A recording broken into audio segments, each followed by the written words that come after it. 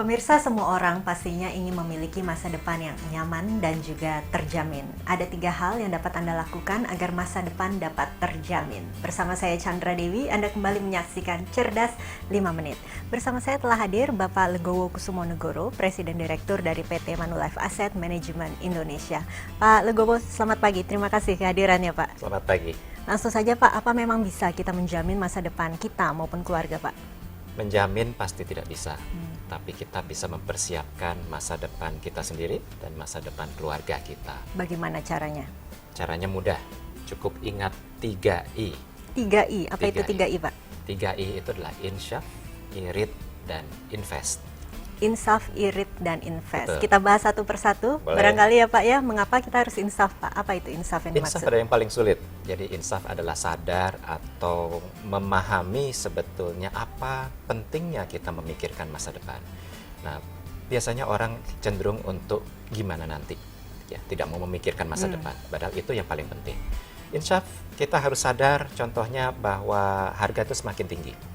Harga semakin tinggi, daya beli kita semakin turun, biasanya kita hanya mengeluh, aduh mahal bener nih, gitu ya. Padahal yang harus kita pahami adalah kalau sekarang saja makin mahal, 5 tahun lagi pasti makin mahal lagi. Karena adanya inflasi, betul Inflasi, Pak? betul. 10 tahun pasti lebih mahal lagi. Poin kedua yang ingin saya sampaikan, yang umumnya kita tidak paham adalah kita tidak selamanya punya income. Kita selama punya income, ya kita belanja gitu, dan kita lupa atau tidak mau ingat bahwa kita suatu saat pasti pensiun, tidak punya pendapatan lagi. Yang ketiga adalah usia harapan hidup itu semakin lama semakin panjang.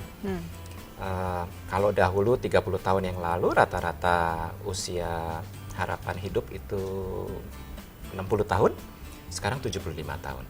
Dengan semakin baiknya kondisi kesehatan, gaya hidup, usia ini akan makin panjang lagi. Jadi tentunya kita harus punya biaya untuk hidup yang semakin panjang ini. Poin keempat yang ingin saya sampaikan adalah bahwa jumlah anak ini trennya adalah semakin sedikit. Apa hubungannya, Pak? Kalau dulu kan orang-orang tua kita tuh umum kalau punya anak lebih dari 5. Sekarang rata-rata mungkin 2 ya. Dan kesini biasanya makin sedikit nih kelihatannya. Cuma 1, ada yang tidak mau punya anak. Karena memang biaya menghidupi, membesarkan anak kan juga tidak murah.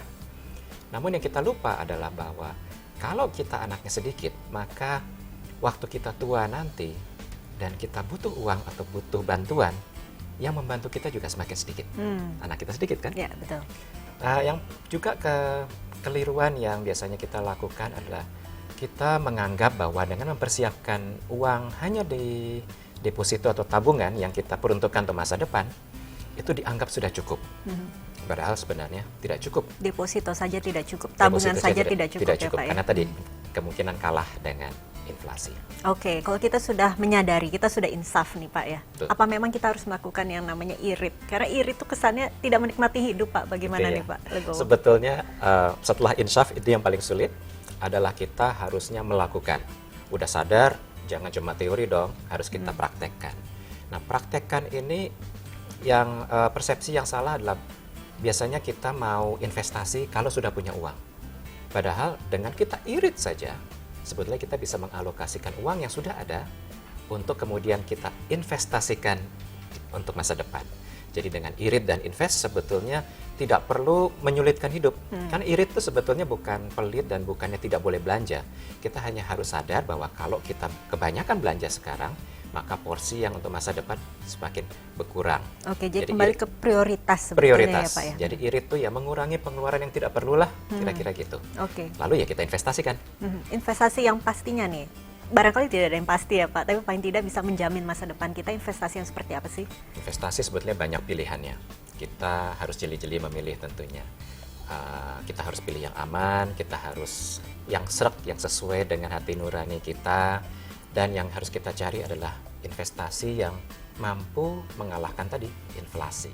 Pak Legowo, terima kasih atas informasinya, pasti bermanfaat bagi pemirsa di rumah. Amin. Terima kasih. Dan pemirsa jangan lupa jika Anda ingin memiliki masa depan yang lebih terencana dan terjamin, ingatlah 3I, yaitu insaf, irit, dan invest. Saya Chandra Dewi, Cerdas 5 Menit, Cerdas Finansial. Sampai jumpa.